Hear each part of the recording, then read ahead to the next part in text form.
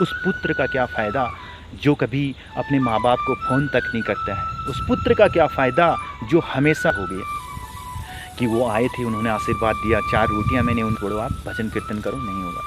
तो जो बूढ़ा व्यक्ति था, बूढ़ा किसान था, वो बहुत भल लागो ते भानुली तेरो मीठू मीठू बुलाना ए भल लागे दू भल लागो ते भोहना तेरो माठू माठू बुलाना ए भल लागे दू भल लागे दू भल लागे दू भल ही लागे दू। हेलो दोस्तों, नमस्कार। मैं आपका दोस्त होस्ट यानी कि प्रवीण दा। आज मैं खड़ा हूँ अपने बहुत ही प्यारी सी लोकेशन, यानी कि बहुत ग्रीनरी हो रखी है। इसको हमारे पहाड़ में बेसिकली इसको गाजो कहते हैं। गाजो है तो किसी ने गाजो रखा हुआ है और किसी ने काट दिया है। ये जो कट जाता है उसको ऐसा होता है। तो आज मैं बात करूँगा अपने जो बेटे होते हैं, जो पुत्र होते हैं, जो संतान के लिए वो करते हैं, तो उनके बारे में आज मैं आपको बताने जा रहा हूँ। जी हाँ, एक बहुत ही प्यारी सी मोटिवेशनल कहानी है, स्टोरी है। एक पहाड़ी किसान था, उसके कभी कोई पुत्र नहीं हुआ, उसका कोई भी बेटा नहीं हुआ। पहाड़ी किसान, और उसका कभी भी कोई पुत्र नहीं हुआ। तो वो बहुत परेशान थे बेचारे, बहुत परेशान। उन्होंने बहुत जगह जो है पूजा की, पाठ की, बहुत कुछ किया, लेकिन उनके पुत्र नहीं हुए, उनका कभी भी पुत्र नहीं हुआ। तो अचानक से एक दिन ऐसे ही चलते चलते जो है कहीं गए थे, तो नारद जी नारायण नारायण नारायण करते हुए आगे, क्योंकि आपको पता है नारद जी हर जगह आ जाते हैं। तो उन्होंने नारायण नारायण कहते हुए वो आगे, तो उन्होंने नारद जी से कहा, हे नारद भगवान मुनि, मेरे पुत्र नहीं हो रहे हैं, तो मुझे क्या करना पड़ेगा। नारद जी ने कहा, यार पुत्र की बात को छोड़ो, पुत्र के चक्कर में मत पड़ो, आप बेटे के चक्कर में मत पड़ो, कोई फ़ायदा नहीं है। आप भजन कीर्तन करो, नारायण नारायण जपते रहो और आगे बढ़ते रहो, अपनी जीवन लीला को पूरी करो और निकल बसो। तो किसान ने कहा, नहीं ऐसा नहीं हो सकता है, बहुत दुखी हुआ। तो नारद जी ने कहा, ठीक है मैं पूछ के आता हूँ। वो भगवान जी के पास गए और उन्होंने पूछा, हे प्रभु, एक किसान है और पहाड़ी किसान है, उसका बेटा नहीं हो रहा है। वो किसान गांव का किसान था, मैं गांव के किसान की बात कर रहा हूँ, जो हिल स्टेशन में रहते हैं, जो बड़े बड़े पहाड़ों में रहते हैं, जहाँ खेती बाड़ी का बहुत सीढ़ी नुमा खेत जहाँ पे होते हैं, ऐसी सीढ़ी नुमा खेत की मैं बात कर रहा हूँ। ये सीढ़ी नुमा खेत है यहाँ पे, इन सीढ़ी नुमा खेतों की मैं बात कर रहा हूँ। तो उन्होंने कहा, यार तुम ये भगवान से पूछ के आता हूँ। तो भगवान जी के पास गए, उन्होंने कहा, एक पहाड़ी किसान है और ऐसे ऐसे उनके पुत्र नहीं हो रहे, बेटे नहीं हो रहे, तो उसके चक्कर में वो बहुत परेशान है। तो उसने कहा, उनसे बोलो आपका पुत्र उत्र नहीं होगा, लेकिन जो है ये जो है पुत्र के चक्कर में मत पड़ो, आप भजन कीर्तन करो, नहीं होगा। तो जो बूढ़ा व्यक्ति था, बूढ़ा किसान था, वो बहुत बूढ़ा तो क्या था, मतलब जवानी था, तो वो बहुत परेशान हुआ और उसने जो है ये कहा, यार ये तो बड़ी दुख की बात है। तो उन्होंने फिर ये काम किया, छोड़ दिया। भाई नारद जी ने जो था कह के छोड़ दिया। तो होते करते बहुत दुखी हुई, कुछ हुआ नहीं। तो अचानक से एक दिन एक महात्मा जी आए, एक महात्मा जी आए। वो भी पहाड़ी महात्मा थे, होते हैं ना संत पुजारी, पहाड़ों में होते हैं, बहुत खतरनाक पहाड़ी पुजारी होते हैं, जो मंदिरों में पूजा पाठ करते हैं। 3 दिन पहले से चोखा खाना शुरू कर देते हैं, यानी कि अच्छा खाना शुरू कर देते हैं। तो वो पहाड़ी महात्मा जी आए, तो उन्होंने कहा, भाई 1 रोटी लो और 1 बेटा दो, 1 रोटी दो, 1 बेटा लो, यानी कि 1 रोटी मुझे खिलाओ और 1 बेटा प्राप्त करो। तो भाई उस किसान के पास पहुँचे, जो पहाड़ी किसान थे उसके पास पहुँचे पहाड़ी महात्मा। तो उन्होंने कहा, यार 1 रोटी में 1 बेटा। उन्होंने कहा, भाई मैं तो 4 रोटी दूंगा और 4 बेटे चाहिए। तो उन्होंने कहा, यार ठीक है। तो उन्होंने 4 रोटियां खिलाई उनको। गांव की रोटियां बहुत बड़ी बड़ी होती हैं, आपको पता ही है। शहरों की रोटियां तो बहुत जो गैस में बनती हैं, बहुत फुलके फुलके वाली होती हैं, 1 रोटी 1 ग्रास की होती है। लेकिन पहाड़ों की जो रोटियां होती हैं, गांव की, जो मडुआ झोंवर खदुआ आटा, ये गेहूं की जो रोटियां होती हैं, वो बड़ी पौष्टिक रोटियां होती हैं और बहुत बड़ी रोटियां होती हैं, बढ़िया वाली, है ना। तो उन्होंने 4 रोटी खाई। 4 रोटी यानी कि 1 रोटी में 5-6 ग्रास, कम से कम इतना था। फर्स्ट क्लास पहाड़ी घी लगा रखा था, पहाड़ी भैंस का घी। किसान के पास खूब जानवर वानवर थे, तो उन्होंने वो भैंस का घी लगाया था और उन्होंने वो खाई, रोटियां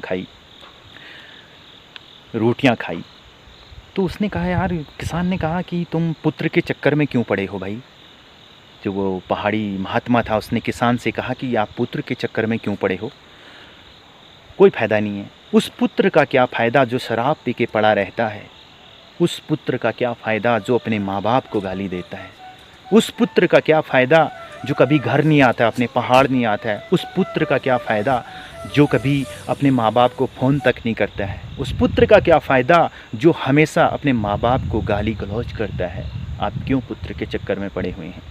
उन्होंने कहा, पुत्र तो सूअर के भी होते हैं, बेटे तो सूअर के भी होते हैं, बेटे तो कुत्ते के भी होते हैं। मैं उन शराबियों, उन गंवाड़ियों की तुलना उस पुत्रों से करता हूँ जो अपने पिल्लू, जो कुत्ते के पिल्ले हैं, सूअर के पिल्ले हैं, उनसे करता हूँ। क्योंकि वो ना अपने माँ बाप को खर्चा देता है, ना अपने माँ बाप को कभी देखता है, इन पहाड़ों से दूर, बहुत दूर बसता है, कभी फ़ोन तक नहीं करता अपने माँ बाप को। ऐसे पुत्र का क्या फ़ायदा? तो किसान थोड़ी देर तो चुप रहा, लेकिन उन्होंने कहा, नहीं, मुझे पुत्र चाहिए। तो बाबा ने कहा, ठीक है। महात्मा जी जो थे उन्होंने कहा, ठीक है, आपने मुझे 4 रोटियां दे दिए, आपके 4 पुत्र हो जाएंगे, मैं आशीर्वाद आपको देता हूँ। तो भाई, और वो महात्मा जी ऐसा कहकर चले गए। और कुछ दिनों के बाद देखा कि भाई उनके 4 पुत्र हो गए, 4 पुत्र के बच्चे हो गए। कि भाई देखो, साधु महात्मा की जो एक जो विचारधारा होती है, जो उनका कहा होता है, अभी भी जो महंत लोग हैं उनकी कहीं ना कहीं अच्छी वो लगती है। तो उनके 4 पुत्र हो गए और 4 बेटे हो गए। तो उनके बच्चे भी हो गए, गोलू, मोलू, सोलू, डोलू, जो भी आप रखते हो, नैनू, सैनू, जैनी, फैनी, जो भी आप रखते हो नाम, वो सब पोते पाते हो गए उनके। तो एक दिन ऐसे खिला रहे थे अपने बच्चों को, वो कि खिला रहे थे गोदी में, एक इधर बैठा है लुट्टू, एक इधर बैठा है मोटू, एक इधर बैठा है छोटू। तो खिला रहे थे भाई अपने पुत्रों को। तो बैठे थे, तो खिला रहे थे अपने जो पोते हो गए, उनके बेटे के बाद पोते हो गए हैं ना, तो उनको खिला रहे थे। तो उन्होंने कहा, अचानक से फिर नारद जी आए। नारद जी ने कहा कि भाई किसान दाजू, हमारे पहाड़ में दाजू कहते हैं बड़े भाई को, कि आपके जो ये पुत्र हैं, जो ये बेटे हैं, ये किसके हैं? उस किसान ने कहा, जी ये मेरे पुत्र हैं, मेरे बेटे हैं, नाती पोते हैं मेरे, गोलू, सोलू, डोलू, मोलू हैं। तो उन्होंने कहा, अच्छा, तो आप कैसे हो गया? उन्होंने कहा, भाई भगवान की देन है, एक महात्मा जी आए थे और उन्होंने ऐसे ऐसे कर दिया और ऐसे ऐसे हो गए। कि वो आए थे, उन्होंने आशीर्वाद दिया, 4 रोटियां मैंने उनको दी, खिलाई थी, और उसकी वजह से मेरे पुत्र हो गए, आशीर्वाद दे के गए। नारद जी को बड़ा गुस्सा आया भाई। नारद जी गुस्से वाले भी हैं, आपको बताइए। बड़ा गुस्सा आया और उन्होंने कहा, यार मैं गया था तो मेरे को बोला नहीं भगवान जी ने। अब वो सीधा भगवान जी के पास गए। उन्होंने कहा, हे प्रभु, जब मैं उस किसान के लिए मांगने के लिए आया था पुत्र, तब तो आपने मेरे को पुत्र, उनके लिए पुत्र, बेटा देने से मना कर दिया था, लेकिन अब आपने इनको दे दिया। तो नारद जी ने कहा, जाओ आप उस पहाड़ी महात्मा के पास जाओ जिन्होंने उनको पुत्र दिया है, उनसे अपना दिल मांगना, उनसे अपना दिल मांगना, वो कि आपको दिल देते हैं कि नहीं देते हैं।